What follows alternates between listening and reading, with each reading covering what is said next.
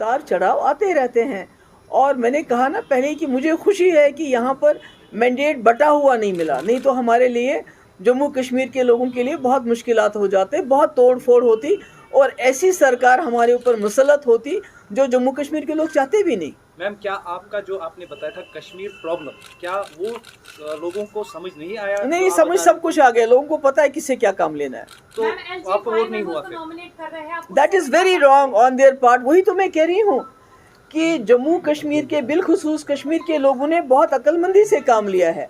अब सोच लिया अगर ये मैंडेट फ्रैक्चर होता तो वो 5 मेंबर्स कितने रेलिवेंट हो जाते, और जो सरकार लोगों ने चुनी वो सरकार बनती ही नहीं, बल्कि वो सरकार बनती जो बीजेपी चाहती। तो ये तो बड़ा बुरा है जो एलजी ने किया है कि नॉमिनेट की, ये नहीं करना चाहिए। ये इमोरल है, अनकॉन्स्टिट्यूशनल है मेरे हिसाब से। जिस तरह से जो 2019 के बाद नेशनल कॉन्फ्रेंस की गई उसमें सारे वर्सेस यानी कि ऑल वर्सेस नेशनल कॉन्फ्रेंस हमने देखा, क्या आपको लग रहा है कि ये नहीं, मुझे तो नहीं लगता, मुझे लगता ऑल वर्सेस पीडीपी था, क्योंकि नेशनल कॉन्फ्रेंस, कांग्रेस, बाकी जमातें तो एक साथ थी। ये तो ऑल वर्सेस पीडीपी था, इंक्लूडिंग बीजेपी गवर्नमेंट, जिन्होंने हमारी पार्टी की इतनी तोड़ फोड़ की, इतनी तोड़। अगर 40 मेंबर किसी और पार्टी से निकले होते, x ministers, legislators, member parliaments, वो पार्टी तो कहीं नजर ही नहीं आती। हम तो आज भी टक्कर दे रहे हैं, लड़ रहे हैं।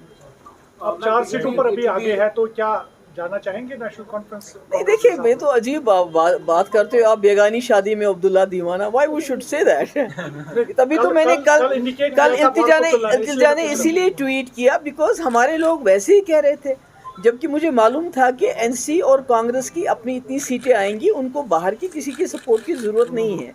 We will play the role of an constructive opposition. जो लोगों के मुद्दे हैं वो तो इलेक्शन के साथ खत्म नहीं होते हैं।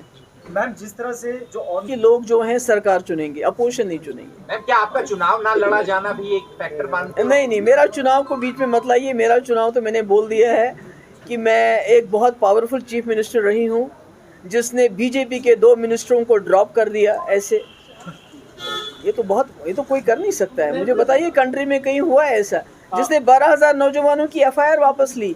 तो इतना पावरफुल मिनिस्टर, इतने पावरफुल आपके पास इतने पावर्स होना कि आप हुर्रियत को लेटर लिखो कि आप बातचीत करो। तो आज आपको हर चीज़ के लिए, जैसे उमर साहब ने कहा, एलजी के दरवाजे पे जाना पड़े, तो मैं तो ऐसा नहीं कर सकती।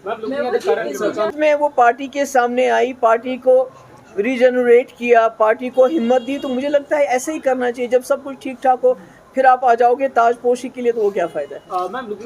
New Delhi should take it as a lesson that people of Jammu and Kashmir have given a verdict in favor of a government, National Conference and Congress, so they should not meddle into their affairs.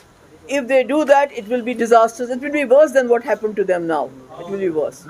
देश दुनिया की हर खबर सबसे पहले देखने के लिए follow करें Dainik Savera TV, YouTube, Facebook, Instagram, X और WhatsApp चैनल पर।